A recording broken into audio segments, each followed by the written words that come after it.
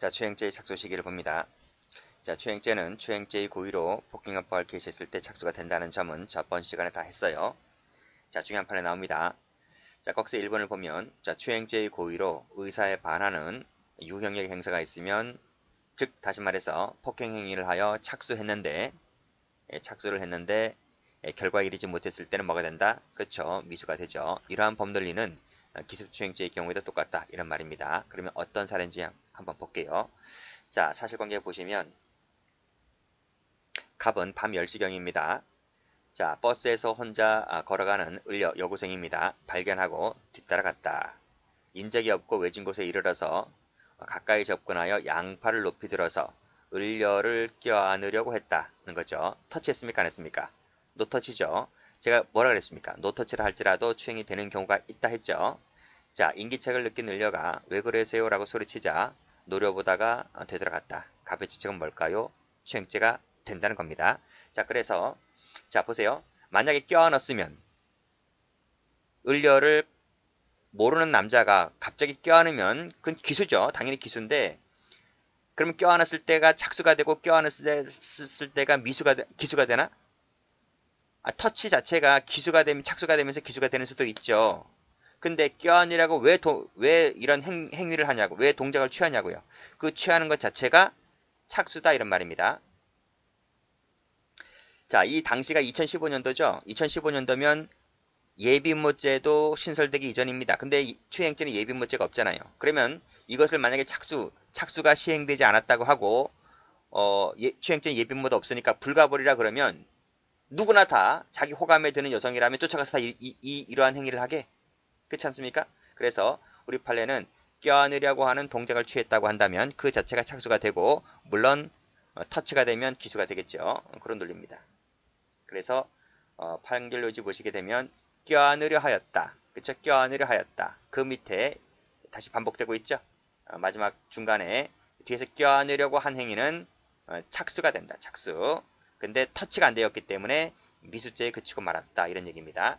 착수를 어디로 잡는가를 잘 봐두셔야 돼요. 자, 판결 요지에다 여기다가 색깔 칠할게요.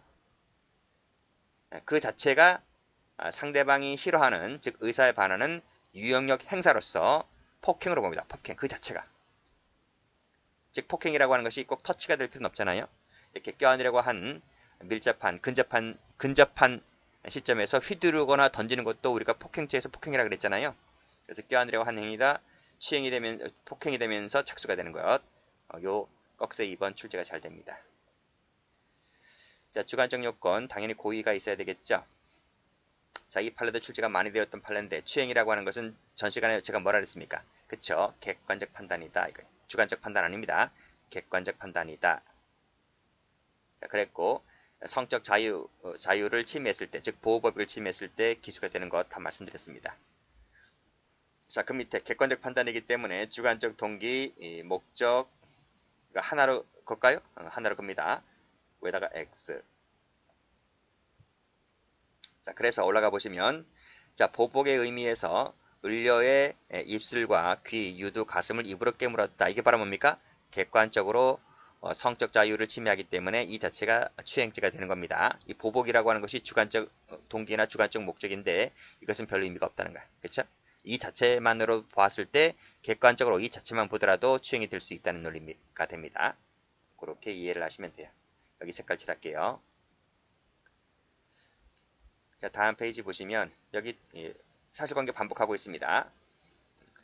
보복의 의미라기보다는 보복의 의미에서 했다 하더라도 객관적으로 봤을 때 여기 어디를 깨물었다, 입으로 깨물었다 요 동그라미 치시고 추행 위치를 보시고 자, 이제 준강간죄, 준강제 추행죄를 갑니다. 자, 준강간죄, 강간에 준한다는 거죠. 강간에 준하고 강제추행에 준하고 하는 범죄가 준강간, 준강제 추행죄입니다. 자, 이 죄는 심신상실, 한거불능 상태를 이용하는 거야. 이용해서 간음하거나 추행함으로써 성립하는 범죄가 되고요. 요때 요 조문 나와 있지? 요 강간죄만 예비모가 있습니다. 뭐는 없다? 추행죄, 준강제 추행죄는 예비모가 없다. 다시 한번 확인해 두시고요. 자, 객체입니다. 심신상실인데요. 심신상실의 의미는 우리 형법 제10조 나와 있죠. 이 형법 제10조가 책임 능력 관련 조문입니다. 책임 능력 관련 조문보다는 그 의미가 넓습니다. 예를 보시게 되면 완전 무의식, 백치, 약물로 인한 환각 상태, 만취 상태, 여기까지가 바로 뭐죠? 심신상실 상태죠. 심신상실 상태인데 책임 능력 관련된 거잖아요. 책임 능력 관련된 거라 하더라도 여기만 국한되는 것이 아니라 수면 중인 자, 수면 중인 자가 이제 정상인이죠. 정상인. 저 같은 일반 정상인. 수면 중인 자라 할지라도 일시 의식을 잃고 있는 자라 하더라도 이 상대방 객체가 될 수 있는 거예요. 그렇죠? 그러니까 책임 능력자인지 아닌지는 즉 심신장애자인지 아닌지는 가리지 않는다는 얘기입니다. 그래서 범위가 넓어요. 이 지문도 아주 옛날에 사법시험에 나왔던 지문입니다. 자, 여기서 심신상실자는 되는데 심신미약자는 포함되지 않습니다. 왜냐하면 별도로 조항이 따로 마련되어 있기 때문에 그렇습니다. 한거불능 상태라고 하는 것은 육체적도 되지만 심리적 상태도 됩니다. 그 대표적인 것이 이제 종교라든지, 그 다음에 병원 환자라든지, 그 상태를 이용하여 추행하거나 간음하는 경우가 있죠. 그랬을 때는 본죄가 될 수 있다는 것입니다. 여기 예가 나와 있네요. 의사가 그치? 여자 환자를 건드렸을 때 본죄가 된다는 얘기입니다. 자, 판례 보죠. 자, 판례 보시면 파란 펜으로 잠결 세모쳐 봅니다. 잠결에 든 것은 심신상실로 보질 않아요. 여기 자신의 애인으로 잘못 알았다 그랬죠? 그치? 이것은 상실로 보지 않는다. 자, 무슨 얘기냐? 올라갑니다. 갑은 술에 취해 안방에서 잠을 자고 있는 을려를 발견하고 욕정을 일으켰다. 야하게 잤나봐요. 자, 들어갔는데 을려가 자신의 애인으로 잘못 알고 불 거라고 말하였고 여관으로 가자고 하니까 그냥 하라 이렇게 얘기를 했습니다. 요 정도 상태. 요 정도 불 거라 그냥 하라 빨리 하라 요 정도 말한 상태라고 한다면 이 여자는 깊은 잠에 빠진 것이 아니라 언뜻 잠을 든 것 같아요. 요 정도 상태라고 한다면 준강간지에서 말하는 심신상실 상태라고 보지는 어렵다 이렇게 봤습니다. 자, 그렇지만 깊은 잠 빨간펜 동그라미 이 정도라면 객체될 수 있다는 거예요. 자, 여신도 동그라미 그렇죠? 이거 가끔씩 TV에서 보죠? 사이비 종교 그렇죠? 자, 이러한 심리적 상태, 물리적 상태 여기서는 이제 심리적 상태였겠죠. 교회 목사가 여신도들을 건드렸을 때 준강간, 준강제추행죄가 될 수 있다. 자, 이 판례 한번 봅니다. 이 판례가 최신 판례인데요. 출제가 좀 됐어요. 자, 여기 꺽쇠 1번을 보시면 제가 강간죄 첫머리에서도 말씀드렸는데 강간죄의 보호법칙은 적극적인 측면이 아니고 내가 원하지 않는 사람, 내가 원치 않는 행위를 하지 아니할 소극적 자유를 말한다 그랬습니다. 이것도 반복하고 있는 것이죠. 준강제추행죄는 적극적 자유가 아닌 소극적 동그라미. 이 지문이 출제가 된 적이 있습니다. 최근에 봐두시고. 자, 올라가지 말고 꺽쇠 2번 다시 한번 봅니다. 자, 준강간죄에서 말하는 심신상실이라고 하는 것은 뭘 말하고 한거불능이라고 하는 것은 뭘 말한다 했는데 여기서 피해자가 여기서 뭐라고 했어요? 여기서 깊은 잠에 빠져 있는 사람은 객체가 된다 했잖아요. 판례에서 똑같은 논리입니다. 여기서 보시면 깊은 잠 동그라미 그 다음 술 약물 동그라미 그 다음 완전히 술이나 약물을 해서 완전히 의식을 잃었거나 완전히 의식을 잃지는 않았다 하더라도 정상적인 판단 능력과 대응 조절 능력을 행사할 수 없는 상태, 없는 동그라미 이런 상태라고 한다면 이것도 준강간죄의 객체가 된다는 얘기입니다. 그래서 이 부분을 색깔 칠할게요. 요거 색깔, 요거 색깔, 요거 색깔 요 색깔 칠한 것은 뭐다? 준강간죄의 객체가 된다. 됐어요? 아직 안 끝났어요. 자, 그리고 자, 여기 블랙아웃이 있는데 이 블랙아웃은 두 가지로 구성이 된대요. 두 가지로 이런 구성이 되는데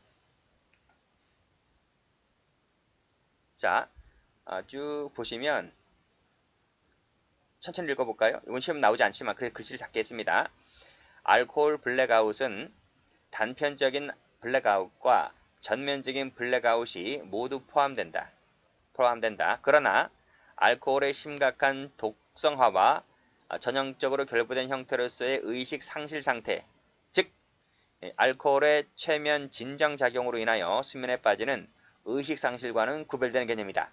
따라서 음주 후에 중간간 중강제 추행죄를 당하였음을 호소하는 피해자의 경우에 요 기억 형성의 실패만 야기했다는 알코올 블랙 상태였다면 파란 펜트입니다. 알코올 블랙아웃 요세 묻힙니다. 요 알코올 블랙아웃이라 하는 것은 자 밑에 이 중간간죄에서 말하는 의식 상태에는 해당하기는 어렵다는 겁니다. 그치? 그러니까 이 알코올 블랙 상태만 갖고서는 준강간죄가 되지 않는다고 하는 것인데 요 내용이 그 다음에 피고인이 주장하는 내용에 좀 더 자세히 나와 있어요. 자, 꺽쇠 5번을 보는데요. 꺽쇠 5번이 시험에 나올 건 아니지만 이거 X 할게요. 나오지 않으니까 X 할게요. X 하겠지만 참조가 될 부분이 있기 때문에 그렇습니다. 자, 피고인이 주장하는 건 뭐냐면 피해자가 범행 당시 의식상실 상태가 아니었다. 다만 기억만 못할 뿐이다. 이게 바로 뭐야? 이게 알코올 블랙이야. 알코올 블랙. 그래서 알코올 블랙이기 때문에 나는 이 여성은 중간간죄의 객체가 아니기 때문에 나는 중간간죄가 아니다는 거예요. 피고는 그렇게 주장했어. 자, 무슨 얘기냐 올라갑니다. 여기 올라가 보면 자, 지인과 노래방에 갔던 A 여자가 취기가 올랐어. 술에 좀 약한가 봐. 그러니까 화장실에 올라가서 막 토합니다. 그리고 나서 자신의 일행 소지품이 어디에 있는지를 기억을 못해. 노래방도 호실 있잖아요. 그 호실이 기억이 안 나고 소지품을 어디다 둔지 기억이 안 나. 그러니까 돌아가지 못한 채로 배회하던 중에 일면식도 없는 감남을 만나게 됩니다. 감남을 만나게 되는데 감남이 A가 모텔에서 자고 싶다고 말하는 것을 원나잇이라고 이해하고 함께 모텔에 가죠. 모텔에 가서 이제 이런 행위를 하게 되는데 그래서 갑이 주장하는 건 뭐냐면 아니다 여성은 기억이 있었다 이런 얘기까지 나한테 했는데 기억이 있었고 다만 이 여자가 깨어났을 때는 내가 전에 밤에 무슨 짓을 한지가 기억이 안 날 뿐이지 그 당시에는 나한테 이런 얘기까지 했기 때문에 이 여성은 그냥 알코올 먹어서 그냥 그 순간만큼은 순간적으로 화면에서 사라지는 그러한 블랙 상태였으므로 중간간죄 객체가 안 된다고 본 거예요. 피고인이 주장하기를. 근데 판례가 그것을 인정하지 않습니다. 판례는 이 꺽쇠 4번 나와 있죠. 이에 비하여 그렇습니다. 이에 비하여 술에 취하여 수면 상태에 빠지는 등의 의식을 상실한 술 먹으면 완전히 수면 상태에 빠질 수 있잖아요. 그치? 그러니까 피고인이 주장하는 건 하고는 약간 틀려요. 이러한 패싱아웃 동그란 이런 상태라고 한다면 본죄에서 말하는 심신상실 상태를 인정할 수가 있다는 겁니다. 그랬을 때는 이 여성이 중간간죄의 객체가 될 수 있다는 것이죠. 이 패싱아웃이 바로 뭡니까? 밑에 보시게 되면 성적 자기결정권의 침해 행위에 맞서려는 저항력이 현저하게 저하된 상태라고 볼 수가 있기 때문에 그때가 바로 뭐가 된다? 이 패싱아웃이 그런 상태라고 보기 때문에 본죄의 객체가 될 수 있다는 논리가 됩니다. 요 꺽쇠 4번도 출제가 됐단 말이에요. 최근에. 이것이 해경 간부 시험에 나왔네요. 작년에 해경 간부. 그리고 여기 꺽쇠 1번이죠. 꺽쇠 2번. 꺽쇠 2번은 작년에 구급검찰직. 꺽쇠 2번. 그리고 꺽쇠 3번하고 꺽쇠 4번은 작년도 해경 간부 시험에 이렇게 출제가 됐습니다. 이건 앞으로 자꾸 나올 겁니다.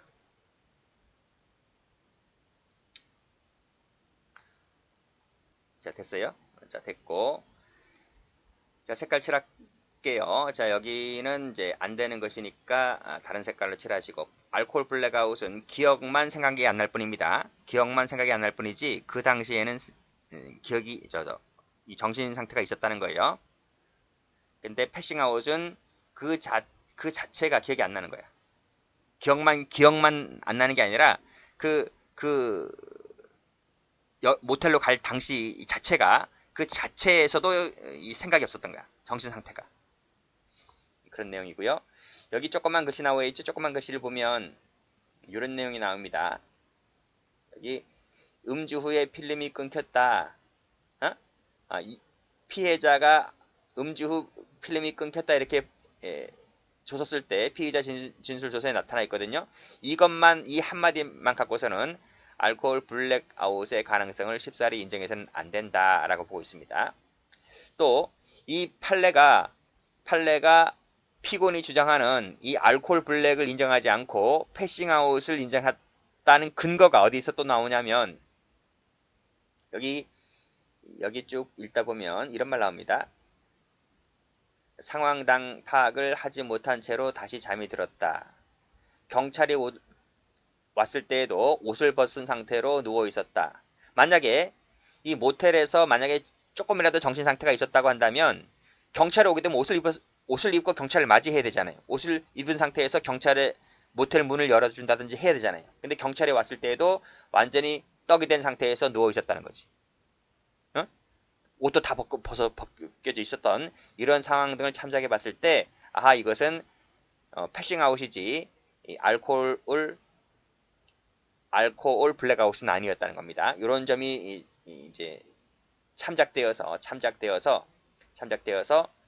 심신상실 상태에 있었다라고 판례가 얘기하고 있습니다. 자, 어쨌든 이런 얘기는 안 나와요. 이런 마지막에 이런 부분은 출제가 되지 않겠지만 이러한 부분도 출제가 되지 않겠지만 출제가 되는 것은 꺽쇠 1번, 2번, 3번 그리고 4번 1, 2, 3, 4 특히 2, 3, 4 2, 3, 4를 꼭 숙지를 해 두시기 바랍니다. 자, 됐죠? 자, 그 다음 페이지 가보죠.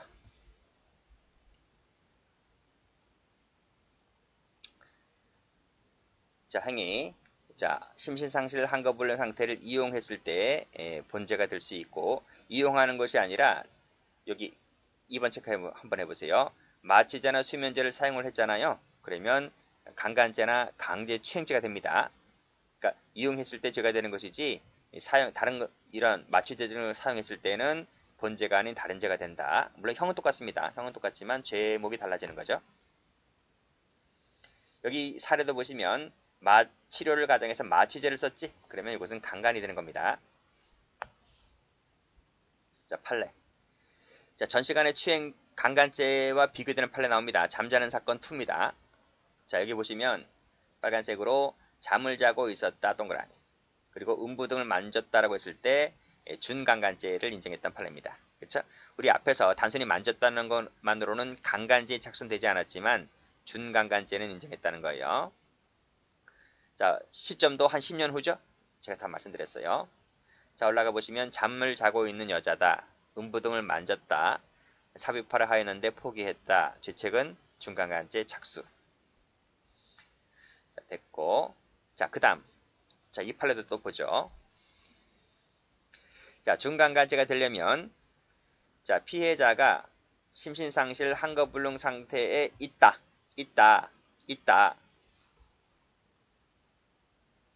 잠깐만요.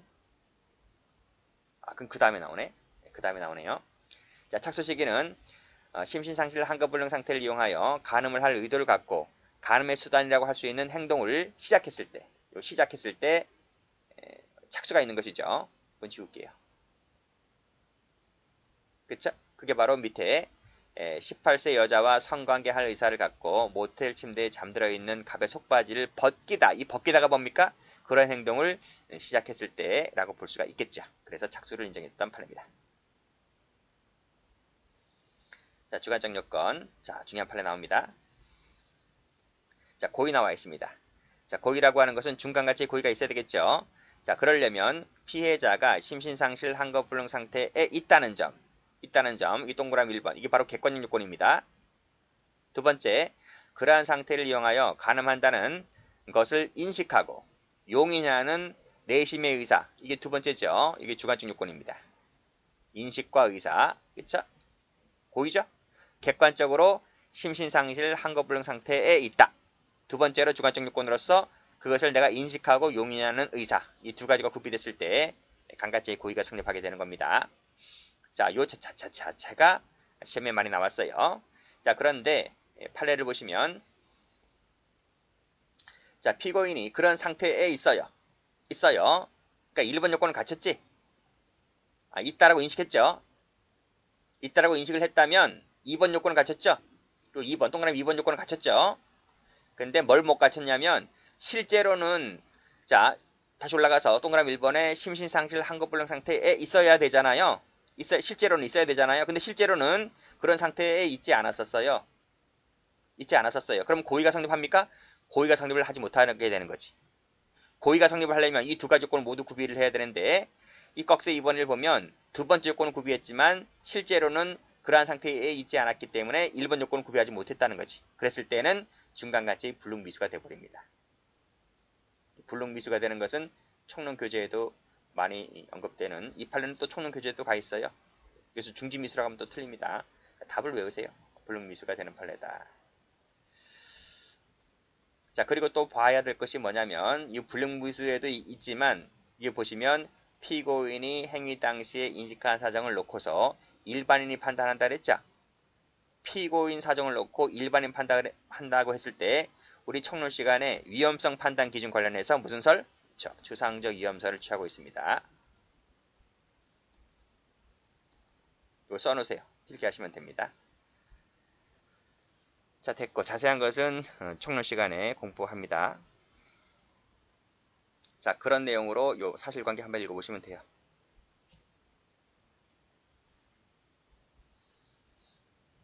됐고, 자, 의제강간죄는 취했답니다.